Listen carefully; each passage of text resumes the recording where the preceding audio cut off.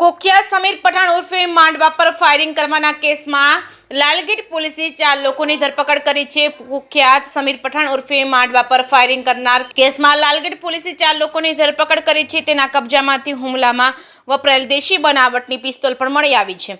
આ કેસની તપાસ કરી રહેલા પોલીસ ઇન્સ્પેક્ટર RM ઠાકોરે જણાવ્યું હતું કે ભરમીતા ફુલવાડીના રહેવાસી હારૂન સદવાણી, મોતી ટોકીઝ મસાલી કોમ્પ્લેક્સના રહેવાસી નાસિર સદવાણી તેમજ કતારગામ મગનનગરના રહેવાસી વસીમ શેખ અને સોનુ ફ્યુમનની ધરપકડ કરવામાં આવી છે।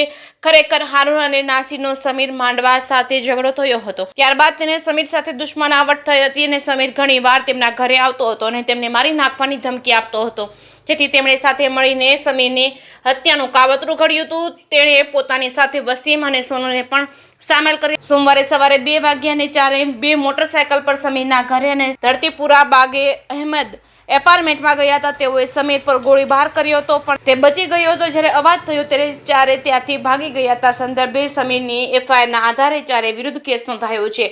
પોલીસની અલગ અલગ ટીમો બનાવી ચારેયની ધરપકડ કરવામાં આવી છે। ચારે આરોપીઓ સાથે વિગતવાર પૂછપરછ કરવામાં આવી છે।